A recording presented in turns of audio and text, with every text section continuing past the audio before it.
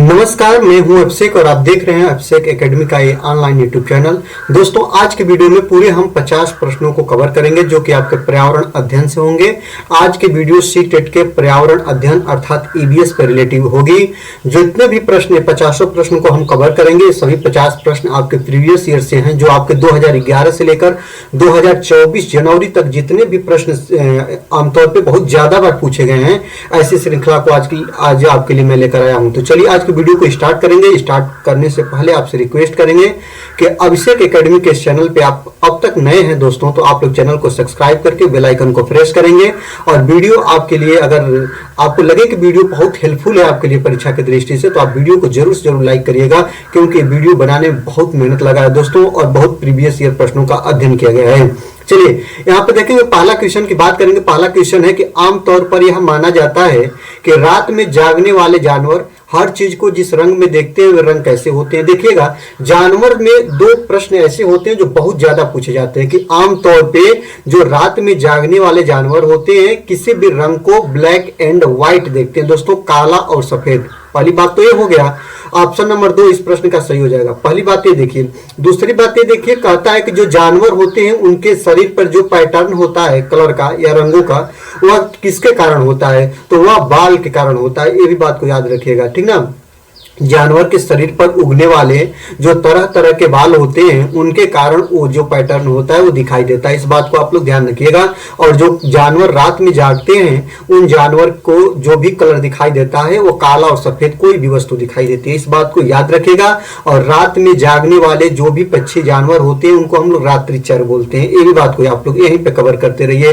और एक बात मैं आपको और बता दूं कि जो रात में जागने वाला सबसे ज्यादा अगर रात्रिचर की बात करें तो उल्लू है। इस बात आप लोग याद रखिएगा। चलिए अगला देखते हैं, दूसरा नंबर क्वेश्चन देखेंगे।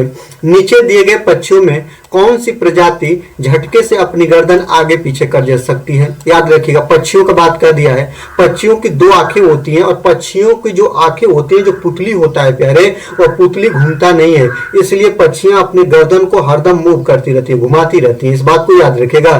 तो झटके से घुमाने वाले उस पक्षी का नाम बसंत गौरी है कि मैना है कि आपका उल्लू है कि आपका कौवा है। चलिए उस पक्षी का नाम क्या है दोस्तों, याद रखिएगा। उस पक्षी का नाम है मैना। इस बात को याद रखिएगा, जो झटके से अपने गर्दन को घुमाता है। कोई भी पक्षी अपने गर्दन को इसलिए झटके से घुमाते हैं क्योंकि उस पक्षियों की आंख की पुतली जो जैसे हमारी होती है आंख, ऐसे हम लोग बिना अपनी गर्दन घुमाए आंखों को ऐसे ऐसे मूव करा लेते हैं, वैसा नहीं होता है। पुतली नहीं घूमती, इसलिए वो अपने गर्दन को एक तरफ से ऐसे घुमाते रहते हैं, ठीक ना। झटके से गर्दन को घुमाने वाला जो पक्षी है वो मैना है। और सबसे ज्यादा अपने गर्दन को घुमाने वाला जो पक्षी है वो उल्लू है। इसको भी आप लोग याद रखिएगा। और जो कौवा होता है सबसे ऊंची डाल पे अपनी घोंसला बनाता है। कौवा संबंधित यही प्रश्न आज के सी-टेट में बने हैं। और कौन ऐसा पक्षी जो अपने घोंसले में तार आदि का प्रयोग करता है, अगर ऐसा भी आ जाए लोहे की कील आदि का प्रयोग करे तो भैया वो कौवा है। इस बात को याद रखेगा। और जो कौवा होता है ना, कौवा अपना घोंसला जरूर बनाता है, लेकिन कौवे का घोंसला कोई भी पक्षी यूज करता है तो उसका नाम है कोयल। याद रखेगा। अगर परीक्षा में आपको ये प्रश्न बने कि कोई भी पक्षी घोंसला क्यों बनाते हैं, तो आप रहने के लिए इसके साथ आप मत जाइएगा। आप जाइएगा कोई भी पक्षी घोंसला अंडे देने के लिए बनाते हैं और कौवा घोंसला बनाता है और इसके जो घोंसले में होती है कोयल अंडा देने का काम करती है। इस बात को याद रखिएगा। चलिए 3 नंबर क्वेश्चन की बात करेंगे। 3 नंबर क्वेश्चन कहा है कि निम्नलिखित राज्यों के समूह में किस एक समूह के समुद्र तट पर अरब सागर पर स्थित है। इसको आप लोग देखिएगा तो आपको मिलेगा।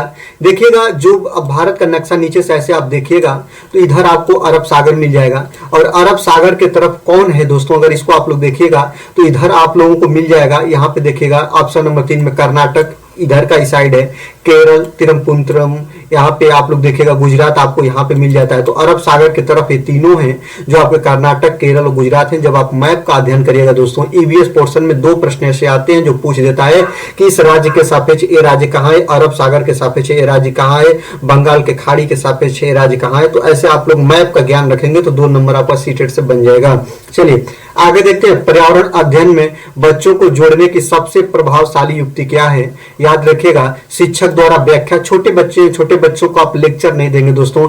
आप जब भी पर्यावरण अध्ययन के आप प्रश्न को, पेडागोजी को हल करेंगे, वहां पे छोटे बच्चों को आप प्राथमिकता देंगे, छोटे बच्चों को आप व्याख्या नहीं करेंगे, इसलिए ऑप्शन गलत हो जाएगा। कक्षा निर्देशन, छोटे बच्चों को आप कक्षा निर्देशन नहीं दे सकते हैं। पाठ्य पुस्तक का पठन उसके लिए सबसे प्रभावशाली युक्ति नहीं होगा। जो बच्चे को आप किस्से और कहानियां, आप एक अच्छी स्टोरी जब बच्चों को सुनाएंगे तो बच्चा वहां पे बहुत एक्टिव तरीके से सुनने का प्रयास करेगा। तो पर्यावरण अध्ययन में बच्चों को जोड़ने की सबसे प्रभावशाली युक्ति है कि बच्चों को आप किस्से एवं कहानी के माध्यम से जोड़कर सिखाएंगे। चलिए, ऑप्शन नंबर 3 आपका सही हो जाएगा। इस बात को आप लोग याद रखिएगा। चलिए 5 नंबर क्वेश्चन को देखेंगे। निम्नलिखित में से कौन सा पर्यावरण अध्ययन के संबंध में सच नहीं है, सही नहीं है? याद रखिएगा, पर्यावरण अध्ययन बच्चों को अपने परिवेश को खोजने में अवसर देता है। बिल्कुल, जहां पे बच्चे को अवसर देने की बात आए, जहां पे बच्चा एक्टिव देखे, वो ऑप्शन सही रहता है। कौन नहीं है पूछा है। पर्यावरण अध्ययन वर्णन और परिभाषाओं पर बल देता है। पर्यावरण अध्ययन की प्रकृति एकीकृत है, ये भी बात सही है। पर्यावरण अध्ययन बाल केंद्रित होता है दोस्तों, ये भी बात सही है। लेकिन जब आप ऑप्शन नंबर 2 को देखेंगे ना, तो 2 नंबर ऑप्शन कह रहा है कि पर्यावरण अध्ययन परिभाषाओं पर बल देता है, कभी भी नहीं देता है। पर्यावरण अध्ययन बच्चों को उनके परिवेश से जोड़कर बाल केंद्रित तरीके से सिखाया जाता है। तो ऑप्शन नंबर 2 उतना नहीं सही है जितना कि सब सही है। तो सच नहीं है पूछा, तो इसलिए जो गलत है वही सच नहीं है। तो ऑप्शन नंबर 2 के साथ आप चले जाइएगा। चलिए क्वेश्चन नंबर 6 की बात करेंगे। क्वेश्चन नंबर 6 कह रहा है कि निम्नलिखित में से क्या पेट्रोलियम से प्राप्त नहीं होता है? याद रखेंगे, ग्रीस प्राप्त नहीं होता है, कि कोयला प्राप्त नहीं होता है, कि डीजल, की मोम? याद रखिएगा, जो पेट्रोलियम होता है उससे मोम भी मिलता है, उससे आपका डीजल भी मिलता है, उससे आपका ग्रीस भी मिलता है, उससे पेट्रोल मिलता है। लेकिन याद रखिएगा, जो पेट्रोलियम होते हैं उसके भाग से कोयले की प्राप्ति नहीं होती है। कोयले की प्राप्ति खानों से जरूर होती है, लेकिन ये मिट्टी के नीचे से निकाला जाता है। इसलिए ऑप्शन नंबर 2 क्या हो जाएगा प्यारे? सही हो जाएगा। जितने भी प्रश्न हैं सभी आपके प्रीवियस ईयर से हैं, इसलिए आप लोग प्रीवियस ईयर के प्रश्नों को ज्यादा से ज्यादा प्रकोप दीजिएगा, क्योंकि अगर आप इसके प्रश्नों को कर गए दोस्तों तो आपके लिए एग्जाम काफी आसानपूर्ण हो जाएगा और आप आनंदमय तरीके से इसको आप सॉल्व कर जाएंगे। चलिए आगे देखते हैं, क्वेश्चन नंबर 7 की बात करेंगे। पर्यावरण अध्ययन में शिक्षक के द्वारा बच्चों को स्वयं अपने का आकलन के लिए अवसर देना चाहिए। स्वयं आकलन है, क्या है स्वयं आकलन? सीखने का आकलन है, कि सीखने के लिए आकलन है, कि ईसीई है, सीसीई है, कि सीखने के समान आकलन है? याद रखेगा, इसका ऑप्शन जो हो जाएगा ऑप्शन नंबर 4 आपका सही हो जाएगा, कि पर्यावरण अध्ययन में शिक्षक के द्वारा बच्चों को स्वयं अपने का आकलन के लिए अवसर देना चाहिए। स्वयं आकलन होता है सीखने के समान आकलन, इस बात को याद रखिएगा। चलिए आगे देखते हैं, 8 नंबर क्वेश्चन की बात करेंगे। निम्नलिखित में से क्या पर्यावरण अध्ययन में आकलन के लिए संकेतक नहीं होना चाहिए? तो क्या नहीं होना चाहिए? याद करना, कि प्रश्न पूछना, न्याय एवं समानता के प्रति सरोकार होना और सहभागिता। याद रखिएगा, सभी चीज होने चाहिए, लेकिन कौन संकेतक? याद रखिएगा, मैं आपको बताया हूं, रोड लर्निंग या याद कराना या कोई भी चीज रटवाना, इसी चीजों पर नहीं करने चाहिए दोस्तों। तो क्या नहीं करना चाहिए? याद करना नहीं करना चाहिए। ऑप्शन नंबर 1 आपका सही हो जाएगा। चलिए 9 नंबर क्वेश्चन की बात करेंगे। नीचे दिए गए किस राज्य के ग्रामीण लोग अपने ढालू छत वाले लकड़ी के मकान मजबूत बांस के खंभों पर धरती से 3 से 3.5 मीटर की ऊंचाई पर बनाते हैं? मैं आपको बता दूं, धरती से 3 से 3.5 मीटर की ऊंचाई पर बनाने वाले घरों को उस राज्य का नाम क्या है दोस्तों? असम है। जो आप लोग यहाँ पर देखेगा, असम के संबंधित मैं कुछ और बात बता दूं जो इससे बनता है। कभी कभी आपको 3 से 3.5 मीटर न देके एक कमरे के समान ऊंचाई की इतना बात बोल देगा, तो आप असम के साथ चले जाइएगा। असम का घर जो होता है वो बांस पर 3 से 3.5 फीट ऊपर बनाया जाता है। वहां पे बाढ़ बहुत ज्यादा आती है और इसके लिए जो विधि है अपनाई जाती है, इस बात को याद रखिएगा। अगर आपको ऐसे प्रश्न दे दे कि जम्मू कश्मीर के घर कैसे बनाए जाते हैं, तो जम्मू कश्मीर के जो घर होते हैं दोस्तों वो लकड़ी पे बनाए जाते हैं और वो ढालू के आकार के बनाए जाते हैं, क्योंकि जब बर्फबारी होगी उस छत पे नहीं ठहरेगी, वह नीचे चली जाएगी। इस कारण उसके जो होते हैं वह शंकु आकार के घर बनाए जाते हैं। चलिए आगे देखते हैं, 10 नंबर क्वेश्चन कर रहा है। 10 नंबर क्वेश्चन कर रहा है कि रेटिंग स्केल में कौन सी तकनीक का उपयोग किया जाता है? जांच सूची का, अधिविन्यास का, लिखित प्रश्न का और अवलोकन का। तो आप लोग याद रखेगा, रेटिंग स्केल में जो अवलोकन तकनीक होती है उसका प्रयोग किया जाता है। ऑप्शन नंबर 4 आपका सही हो जाएगा, इस बात को याद रखेंगे।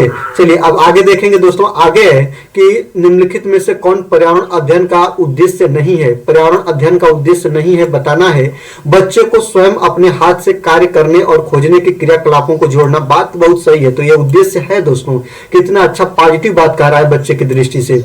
बच्चों को पाठ्य पुस्तक की परिभाषाएं प्रदान करने के लिए प्रोत्साहित करना। चलिए आगे देखते हैं, बच्चों की जिज्ञासा और सृजनात्मकता का पोषण करना। बात देखिए दोस्तों, जहां भी जिज्ञासा जैसी बात कहे ना, सृजनात्मकता जैसी बात कहे ना, पोषण जैसी बात कहे, पॉजिटिव बात है दोस्तों।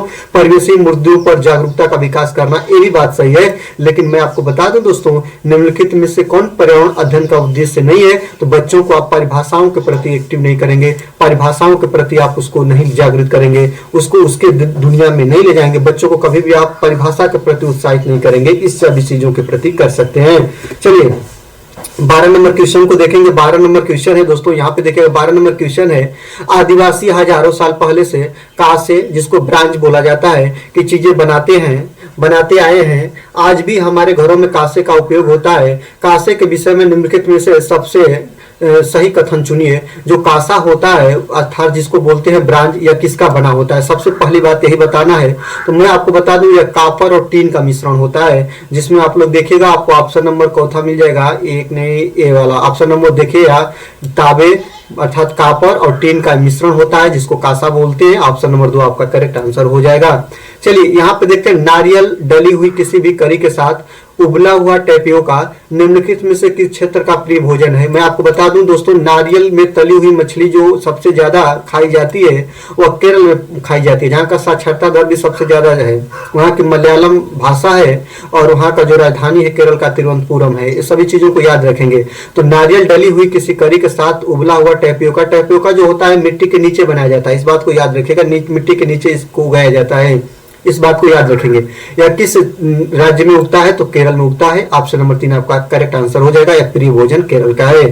चलिए यहाँ पे 14 नंबर क्वेश्चन की बात करेंगे। 14 नंबर क्वेश्चन कह रहा है दोस्तों, 14 नंबर क्वेश्चन कह रहा है कि मानव के पेट में अमाशय रस की प्रकृति और वह भोजन के पाचन में सहायता करता है, वह होती है क्या? होती है दोस्तों, मानव के पेट में जो अमाशय रस की प्रकृति होती है वह एसिडिक होती है, वह एसिक होती है, वह अम्लीय होती है। इस बात को याद रखेगा। ऑप्शन नंबर डी के साथ आप चले जाइएगा। ठीक, चलिए यहाँ पे देखते हैं, निम्नलिखित में से कौन कच्चे तेल पेट्रोलियम के उत्पादक हैं? कच्चे तेल और पेट्रोलियम को सबसे ज्यादा उत्पादन जो होता है बिहार और बॉम्बे हाई में होता है। बॉम्बे हाई तथा पश्चिम बंगाल में होता है कि असम और उड़ीसा? याद रखेगा, जो ऑप्शन नंबर 4 आपको मिल जाएगा दोस्तों। सबसे ज्यादा कच्चे तेल का जो उत्पादन है, पेट्रोलियम का उत्पादन है, गुजरात और तमिलनाडु राज्य में कराया जाता है। इस बात को आप लोग याद रखेंगे। चलिए अगला देखते हैं, क्वेश्चन नंबर 16 को देखेंगे। 16 नंबर क्वेश्चन कह रहा है कि हमारे देश का संविधान निम्नलिखित में से किसके नेतृत्व में बनाया गया? मैं आपको बता दूं, भारत का विश्व का सबसे बड़ा लिखित संविधान जो भारत के संविधान को कहा जाता है। भारत का संविधान अनेक देशों के संविधान से लिया गया है, या इसको पंचमेल खिचड़ी की संज्ञा देते हैं। और भारतीय संविधान को बनाने में 2 वर्ष 11 माह 18 दिन लगे और लगभग 63,74,728 नियर अबाउट, इसको आप लोग 74 लाख रुपए कहेंगे, नियर अबाउट खर्च हुए भारतीय संविधान को बनाने में। तो भारतीय संविधान में किसके नेतृत्व में बनाया गया? तो डॉक्टर भीमराव अंबेडकर के नेतृत्व में बनाया गया। ऑप्शन नंबर 4 आपका सही हो जाएगा।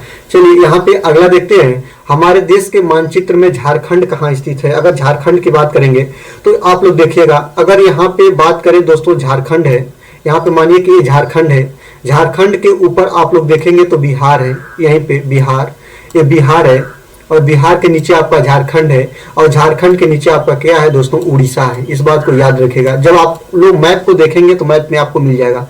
तो जो झारखंड है उड़ीसा के उत्तर में है, छत्तीसगढ़ के दक्षिण पूर्व में है, उत्तर प्रदेश के पश्चिम में है, और पश्चिम बंगाल के पूर्व में है। ये देखिएगा, झारखंड पूछा है तो झारखंड जो है दोस्तों वह उड़ीसा के उत्तर में है। उड़ीसा के उत्तर में क्या है दोस्तों?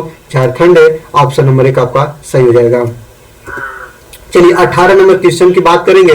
निम्नलिखित में से खाद्य पदार्थों के उस समूह को चुनिए जिसके प्रत्येक सदस्य में लौह तत्व प्रचुर मात्रा में पाया जाता है। बहुत इंपॉर्टेंट प्रश्न है दोस्तों। कभी किसी व्यक्ति को रक्ताल्पता हो जाए और पर्यावरण अध्ययन का ऐसा कोई भी साल नहीं गया सीटेट में जो इस प्रश्न को न पूछे। लगभग 6 से 7 बार पूछा है, एक बार नहीं दोस्तों, मैं एक बार नहीं कहूंगा, ये लगभग 6 से 7 बार प्रश्न पूछ चुका है, रिपीट हुए प्रश्न है, बहुत इंपॉर्टेंट है, वेरी वेरी इंपॉर्टेंट है। तो यह जो आप लोग देखिएगा, यह आपका आंवला, पालक और गुड़ में सबसे ज्यादा लौह तत्व पाए जाते हैं। इस बात को याद रखिएगा। जब किसी व्यक्ति को लौह तत्व की कमी हो जाए तो डॉक्टर इसी पोषक पदार्थ को लेने के लिए आपको कहेगा। ठीक, चलिए 19 नंबर क्वेश्चन को देखेंगे कि निम्नलिखित में से त्योहारों के उस समूह को चुनिए जिन्हें पूर्णिमा को मनाया जाता है। होली, रक्षाबंधन, गुरु नानक जन्म दिवस, ठीक, दिवाली, महाशिवरात्रि, गुरु नानक जन्म दिवस, या आप लोग देखिएगा जो दिवाली है इसलिए गलत हो जाएगा, यहाँ पे भी दिवाली है गलत हो जाएगा, ठीक ना। यहाँ पे आपका होली तो ठीक है, लेकिन आपका बुद्ध जयंती और महाशिवरात्रि आ गया इसलिए गलत हो जाएगा। जो आप लोग देखिएगा पूर्णिमा को मनाए जाने वाले त्योहार हैं, आपका होली हो गया, रक्षाबंधन हो गया और गुरु नानक जन्म दिवस हो गया। ऑप्शन नंबर 1 आपका सही हो जाएगा। चलिए 20 नंबर क्वेश्चन को देखेंगे। हमारे देश के एक जंगल में उस जंगल के लोग आदिवासी को खेती के लिए जमीन ग्राम सभा पंचायत द्वारा एक विशेष मात्रक यूनिट अथवा इकाई में, जिसे हम टीन कहते थे, आवंटित किया जाती थी। टीन क्या है? याद रखिएगा, टीन जो है दोस्तों वह भूमि है जिस पर कोई किसान को एक टीन बीज बोता था। याद रखिएगा, जो ऑप्शन नंबर 4 आपको मिल जाएगा। यहाँ पे उस भूमि को कहते हैं जिस पर कोई किसान एक टीन बोता है। इस बात को याद रखिएगा, ऑप्शन नंबर 4 आपका सही हो जाएगा। मैं ऐसे ऐसे प्रश्न को लेकर आया हूं जो आपके लिए काफी इंपॉर्टेंट है, इसलिए पूरी वीडियो अंत तक देखने का प्रयास करिएगा। काफी कुछ ऐसे प्रश्न हैं जो लेंदी है, जो कुछ आपके कंटेंट से है, कुछ आपके पेडोगोजी से, सभी प्रश्नों को कवर करिएगा। ये नहीं कि आप बीच में ही छोड़कर चले जाएंगे। चलिए 21 नंबर क्वेश्चन को देखेंगे। 21 नंबर क्वेश्चन कह रहा है कि पर्यावरण अध्ययन में संकल्पनाओं और मुद्दों की विज्ञान और सामाजिक विज्ञान विषय के रूप में नहीं रखा गया है, क्यों? यह शिक्षण अधिगम की एक अच्छी युक्ति है। यह पाठ्यक्रम के भार को कम करती है। यहाँ पे दोस्तों ये भार होगा, भार को कम करती है।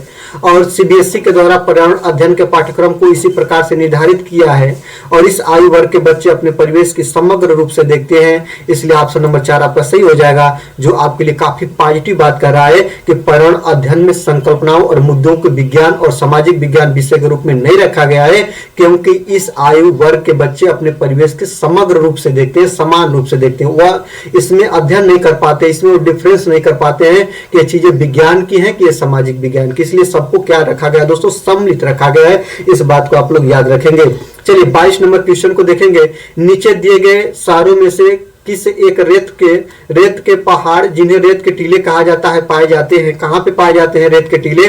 तो आपके अबू धाबी में पाए जाते हैं। ऑप्शन नंबर 4 आपका सही हो जाएगा। इस बात को आप लोग याद रखेंगे। चलिए 23 नंबर क्वेश्चन जो थीम से है और थीम की इस क्वेश्चन को मैं आपके लिए छोड़ता हूं।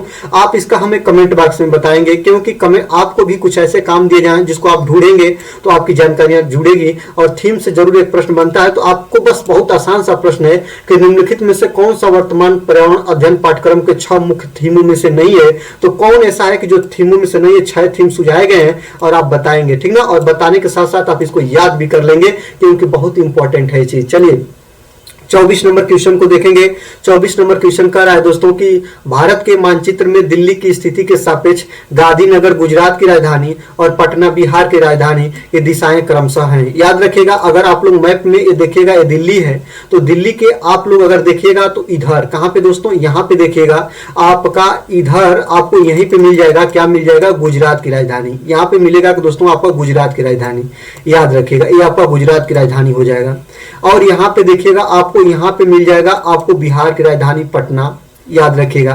तो सबसे पहले आप देखिएगा तो यहाँ पे कहा है कि दिल्ली की स्थिति के सापेक्ष गांधीनगर की क्या स्थिति है और पटना की क्या स्थिति है। तो गांधीनगर, ये देखिएगा, सबसे पहले गांधीनगर को आप बताइएगा। नीचे आ रहा है दोस्तों, इसलिए दक्षिण होगा, इस बात को याद रखिएगा। और इधर जा रहा है तो इसलिए क्या होगा? पश्चिम होगा। दक्षिण पश्चिम यहाँ पे है और यहाँ पे है, दोनों को देख लिए। अब देखिए बिहार को देख रहे हैं, ये दिल्ली है और यहाँ पे पूर्व साइड में हम लोग जा रहे हैं और पूर्व के साथ साथ कहाँ पे जा रहे हैं? दक्षिण। तो दक्षिण पूर्व कहाँ है? दक्षिण पूर्व यहाँ पे है, नहीं है दोस्तों, यहाँ पे है। इसलिए आप लोग 3 नंबर को सही मानिएगा। ऐसे हम लोग निकालते हैं, ये तरीका है दोस्तों। इस तरह आप लोग प्रैक्टिस कर लेंगे तो आपके परीक्षा के लिए काफी इंपॉर्टेंट होगा। वीडियो लाइक जरूर करिएगा। चलिए आगे देखते हैं। 25 नंबर क्वेश्चन कह रहा है। 25 नंबर क्वेश्चन को अगर आप लोग देखिएगा तो पर्यावरण अध्ययन के पाठ्यक्रम में उप विषयों के स्थान पर थीम को प्रस्तावित किया गया है, क्यों?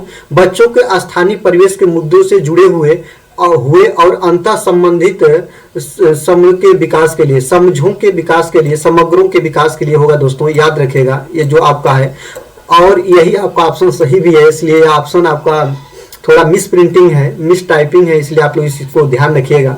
चलिए 26 नंबर क्वेश्चन को देखेंगे। 26 नंबर क्वेश्चन कह रहा है कि निम्नलिखित में से किसने मटर के पौधों के साथ प्रयोग किया और पाया कि मटर के पौधे में कुछ ऐसे लक्षण होते हैं जो जोड़ियों में पाए जाते हैं, जैसे चिकने या खुरदरे, लंबे या बौने, पीले या हरे आदि। तो आप लोगों को बता दूं दोस्तों, उस वैज्ञानिक का नाम है ग्रेगोर जोहान मेंडल, जिसको आप लोग मेंडल के नाम से जानते हैं, इसलिए ऑप्शन नंबर 3 आपका सही हो जाएगा। जो मटर के पौधों पर रिसर्च किए थे और वही बताए थे कि जो इन्हीं के रिसर्च के आधार पर बताया गया कि जो पौधे होते हैं चिकने, खुरदुरे, लंबे, बौने, पीले या हरे, उनके लक्षण दिखाई देने लगते हैं। इस बात को याद रखेंगे। 27 नंबर को देखेंगे कि निम्नलिखित में से सीखने के कौन से सिद्धांत का पर्यावरण अध्ययन में अनुसरण होता है? अज्ञात से ज्ञात की तरफ होता है, ज्ञात से अज्ञात की तरफ होता है, वैश्विक से स्थानीय की तरफ होता है कि अमूर्त से मूर्त की तरफ होता है? इस बात को याद रखेगा, अमूर्त से मूर्त की तरफ। तो जब आप लोग देखिएगा, जो इस क्रम को देखेंगे तो आपको मिलेगा ये चीजें जो होती हैं दोस्तों, आप लोगों का होता है ज्ञात से अज्ञात की तरफ। ऑप्शन नंबर 2 आपका सही हो जाएगा। चलिए 28 नंबर क्वेश्चन को देखेंगे। 28 नंबर क्वेश्चन कह रहा है आप एक एकीकृत एबीएस कक्षा के लिए कैसे योजना बनाएंगे? पर्यावरण विज्ञान के लिए अलग अलग अध्यापक प्रबंध करेंगे? बिल्कुल नहीं करेंगे। एक पाठ में 2 या 2 से अधिक विषय क्षेत्र को मिलाएंगे? चलिए आगे देखते हैं। अलग योजनाओं से सभी विषयों को अलग करेंगे और विज्ञान और सामाजिक विज्ञान के लिए अलग अलग अध्यापकों का टीचर। जहां भी अलग अलग शब्द आए दोस्तों, इसको काट देंगे। सबसे अच्छा पॉजिटिव बात हमको ऑप्शन नंबर 2 में मिल रहा है कि एक पाठ में 2 या 2 से अधिक क्षेत्र विषयों को हम लोग क्या करेंगे प्यारे, मिलाने का काम करेंगे। चलिए 29 नंबर क्वेश्चन की बात करेंगे। 29 नंबर क्वेश्चन कह रहा है कि कक्षा 5 की शिक्षक एक क्रियाकलाप का संचालन करती हैं जिसमें वह कक्षा के बच्चों से फर्श पर चीनी के कुछ दाने डालने के लिए कहती हैं और उसको चींटियों के आने का इंतजार करने को कहती हैं। बच्चों को इस क्रियाकलाप से अर्थपूर्ण सीखने को मिल सकता है। यह शिक्षक बच्चों के क्रियाकलाप का अवलोकन, अनुभव इसको साझा और उस पर चर्चा करने के लिए प्रेरित करती हैं। कि बच्चों के क्रियाकलाप से संबंधित प्रपत्रों को घर से करने के लिए प्रेरित करती हैं, अवलोकन करने के लिए प्रेरित करती हैं कि अनुभव साझा। सबसे देखिए यहाँ पे अवलोकन भी मिल गया, अनुभव साझा भी मिल गया और इस मोर्चे पर वह प्रेरित करती है, चर्चा कराना चाहती है। ऑप्शन नंबर 1 आपका सबसे पॉजिटिव बात कर रहा है। कभी भी आपको पेडागोजी से प्रश्न करने के लिए आ जाए, कभी भी आप सीटेट का कोई भी पेडागोजी आप हल करिएगा, उसमें बच्चे को प्राथमिकता दीजिएगा। सबसे बड़ा जो ऑप्शन होगा उसको देखिएगा और ऐसा ऑप्शन देखिएगा, हो सके कि आपको दो तीन ऑप्शन दिखे, सही लगे कि आपको ये नहीं ये सही है, आप देखिएगा उसमें सबसे बढ़िया कौन है जो बच्चों की दुनिया से रिलेशन रखता है, जहां पे बच्चा सबसे ज्यादा एक्टिव रहता है, उसलिए आपको ऑप्शन उसको जाइएगा। इसलिए मैं ऑप्शन 1 के साथ गया। ठीक, आप लोग 30 नंबर क्वेश्चन को देखिएगा। 30 नंबर क्वेश्चन कह रहा है दोस्तों कि निम्नलिखित में से कौन सा पर्यावरण अध्ययन में सीखने का रचनात्मक आकलन का साधन नहीं है? कौन सा रचनात्मक आकलन का साधन नहीं है? वर्णन अभिलेख है, वार्षिक उपलब्धि परीक्षण है कि पोर्टफोलियो है कि क्रम निर्माण मापनी है? सभी हैं दोस्तों, लेकिन आपका ऑप्शन नंबर 2 नहीं है, इसलिए ऑप्शन नंबर 2 के साथ आप लोग चले जाइएगा। चलिए 31 नंबर क्वेश्चन को देखेंगे। 31 नंबर क्वेश्चन कह रहा है कि निम्नलिखित में से किसको पर्यावरण अध्ययन में बच्चों के आकलन में नहीं करना चाहिए? क्या नहीं करना चाहिए? तो आकलन के संकेतों का उपयोग करना चाहिए दोस्तों। बिल्कुल संकेत का आप लोग उपयोग कर ही सकते हैं। बच्चों के सीखने के गुणात्मक आकलन आप कर सकते हैं। बच्चों के उत्तरों का सही या गलत से आंकना और कि कक्षा के ईवीएस पाठ्यक्रम में प्रत्येक पाठ के अंत में दिए गए आज हमने क्या सीखा पर चर्चा करना। बात ये भी सही है, ये भी सही है, ये भी सही है। बच्चे को उत्तरों को सही या गलत आंक कर बच्चों को आप नर्वस नहीं कर सकते हैं, इसलिए आप लोग ऑप्शन नंबर 2 के साथ जाइएगा। ये बच्चा के दृष्टि से काफी नेगेटिव ऑप्शन है। ठीक ना, आगे देखते हैं। 32 नंबर को देखेंगे। 32 नंबर क्वेश्चन कर रहा है दोस्तों। 32 नंबर क्वेश्चन को देखिएगा। वैकल्पिक ढांचे का अर्थ है विभिन्न भौतिक घटनाओं का पाठ्य पुस्तक स्पष्टीकरण है। विचार जो अवधारणाओं के औपचारिक रूप से स्वीकृत स्पष्टीकरण से अलग है। यह है कि वर्तमान में वैज्ञानिक और सामाजिक वैज्ञानिक द्वारा आयोजित विचार है कि सभी विचार जो दृढ़ता से बच्चों द्वारा अर्जित किए जाते हैं। अगर आपके मन में ऑप्शन नंबर कौन दोस्तों 2 अगर मिल रहा है ना, तो आप लोग बिल्कुल सही सोच रहे हैं। ऑप्शन नंबर 2 आपका सही हो जाएगा। वैकल्पिक ढांचे का अर्थ होता है कि वह विचार जो अवधारणाओं के औपचारिक रूप से स्वीकृत और स्पष्टीकरण से अलग है। ऑप्शन नंबर 2 आपका सही हो जाएगा। चलिए आपका अगर हम 33 नंबर क्वेश्चन देखेंगे, नीचे दिए गए सूची पर विचार कीजिए। कछुआ, घड़ियाल, कौवा, बत्तख, मछली, इस सूची में से निम्न में से कौन सा एक दूसरे से भिन्न है? अगर आप इसको देखिएगा, आपको घड़ियाल कछुआ और मछली, ये सभी आपके कछुआ, मछली और घड़ियाल ये जल में मिल जाएंगे। ये जलचर भी हैं और उभयचर भी हैं, मतलब जल का रिलेशन जल में मिलते हैं, इस बात को याद रखेगा। लेकिन कौवा कभी जल में आपको मिला देखे हैं आप लोग? नहीं देखे हैं, भिन्न है, इसलिए ऑप्शन नंबर 4 आपका सही हो जाएगा। चलिए 34 नंबर क्वेश्चन की बात करते हैं। 34 नंबर क्वेश्चन बात करेंगे, निम्नलिखित में से क्या रचनात्मक आकलन के संबंध में सही नहीं है? कौन है जो रचनात्मक आकलन के संबंध में सही नहीं है? बच्चों के सीखने की कोई भी जानकारी रचनात्मक आकलन में मदद कर सकती है। रिपोर्ट कार्ड के प्रत्येक तिमाही में इसकी सूचना दी जानी चाहिए और अधिगम को सुदृढ़ करने के लिए यह अध्यापक को समय पर कार्रवाई करने में मदद करता है और इसको छात्रों की प्रगति की निगरानी करनी चाहिए। तो याद रखेंगे, निम्नलिखित में से क्या रचनात्मक आकलन के संबंध में सही नहीं है? अगर सही नहीं है, इसको आप लोग देखेंगे तो रिपोर्ट कार्ड के प्रत्येक तिमाही में इसकी सूचना दी जानी चाहिए। ऑप्शन नंबर 2 आपका करेक्ट आंसर हो जाएगा। चलिए यहाँ पे 35 नंबर क्वेश्चन की बात करेंगे। रेगिस्तानी ओक नाम का एक पेड़ है जो पाया जाता है कहाँ पे? देखिएगा, खेजड़ी का वृक्ष जो आपके राजस्थान में काफी इंपॉर्टेंट है वो भी पूछता है, और रेगिस्तानी ओक पूछता है कि जो सबसे ज्यादा प्रसिद्ध वाला मैटर 2 वृक्षों की दृष्टि से पूछता है। और इसके बाद अगर आप लोग देखेगा, रेगिस्तानी ओक नाम का एक पेड़ है जो पाया जाता है कहाँ पे दोस्तों? ऑस्ट्रेलिया में पाया जाता है। ऑप्शन नंबर 4 आपका सही हो जाएगा। चलिए आगे देखते हैं 36 नंबर क्वेश्चन की बात करेंगे। 36 नंबर क्वेश्चन कह रहा है कि स्मिता जो अपने शिक्षार्थियों को कार्य से संबंधित लैंगिक विषमता और रूढ़िवादिता छवियों से प्रति संवेदनशील करना चाहती है, और स्मिता को निम्नलिखित में से अपनी कक्षा में क्या करना चाहिए? क्या करना चाहिए? एक छात्र की मां को कक्षा में आमंत्रित करें जो ऑटो चालक है, रूढ़िवादिता मॉडलों को छात्रों को प्रस्तुत करें और विभिन्न प्रकार के कार्यों को फ्लैश कार्ड दिखाएं, और केवल लड़कों से प्रतिदिन कक्षा को साफ करने को कहें। याद रखिएगा, जहां केवल बात आ जाए यहाँ पे ऐसा, जो इसमें ऑप्शन नंबर आप 4 देख रहे हैं ना, इसमें जो रूढ़िवादिता को खत्म करने जैसी बात कहा नहीं गया है। फ्लैश कार्ड से रूढ़िवादिता खत्म होगा ही नहीं। अब बच्चे फंसेंगे ऑप्शन 1 और 2 में। आप उस ऑप्शन के साथ जाइएगा जो ऑप्शन बच्चों के लिए सबसे ज्यादा एक्टिव दृष्टि से मिलेगा। तो एक छात्र को आप, छात्र की माता को आप कक्षा में आमंत्रित कर सकते हैं, जो कि क्या है दोस्तों? ऑटो चालक हैं, टेम्पो चालक हैं, जो कि एक जो है मेल का, आदमी का काम करती है औरत होते हुए।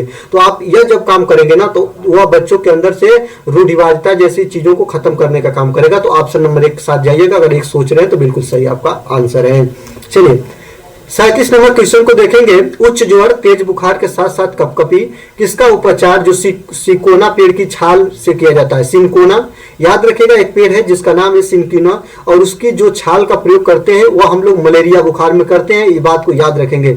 मलेरिया जो होता है वो प्रोटोजोआ से फैलता है, और इसकी खोज रोनाल्ड रासो, जो कि भारतीय मूल के वैज्ञानिक थे, जो उत्तराखंड से बिलोंग करते हैं।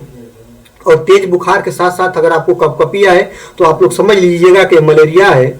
और मलेरिया जो होता है वो मच्छर काटने से होता है, ये बात को आप लोग याद रखेगा। और इसकी दवा जो होती है वो सिनकोना वृक्ष के छाल से बनाई जाती है। ऑप्शन नंबर 4 आपका सही हो जाएगा। चलिए 38 नंबर क्वेश्चन की बात करेंगे।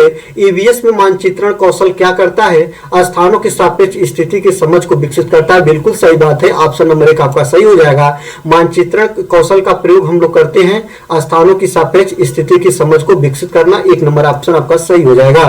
चलिए 39 नंबर क्वेश्चन को देखेंगे। 39 नंबर क्वेश्चन कह रहा है दोस्तों कि तमिलनाडु के निकटवर्ती राज्य हैं कर्नाटक, छत्तीसगढ़ और केरल, आंध्र प्रदेश, केरल और कर्नाटक, और आंध्र प्रदेश, उड़ीसा, कर्नाटक, केरल, आंध्र प्रदेश और महाराष्ट्र।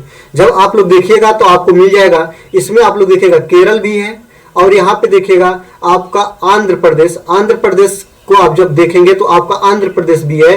दोनों चीजों को अगर आप लोग कवर करते चलेंगे तो आंध्र प्रदेश भी है, लेकिन आपका महाराष्ट्र नहीं है। तमिलनाडु का निकटवर्ती राज्य महाराष्ट्र नहीं है। यहाँ पे देखेंगे आपका यहाँ पे देखेंगे उड़ीसा नहीं है। ऑप्शन नंबर 2 के साथ आप जाइएगा। ऑप्शन नंबर 2 आंध्र प्रदेश, केरल और कर्नाटक जो है ये तमिलनाडु के निकटवर्ती राज्य हैं। ऑप्शन नंबर 2 आपका सही हो जाएगा। मैपिंग ज्ञान आपको होना जरूरी है क्योंकि 2 प्रश्न मैप से पूछे जाते हैं। चलिए यहाँ पे 40 नंबर क्वेश्चन की बात करेंगे। 40 नंबर क्वेश्चन कह रहा है कि अपने खेतों से अधिक उपज प्राप्त करने हेतु कोई किसान उर्वरक और कीटनाशकों का अधिक में उपयोग करने से खेतों में बार बार धान की फसल उगा रहा है। उसका यह व्यवहार उसके खेतों की मृदा को क्या करेगा, उसका जो, अगर आप एक ही खेत में एक ही फसल को बार बार उपजा रहे हैं तो खेत की जो आपकी क्षमता होगी वह कम होगी, इस बात को याद रखेगा। तो केवल धान की फसलों के लिए उपयोगी बनाएगा, बिल्कुल गलत बात है।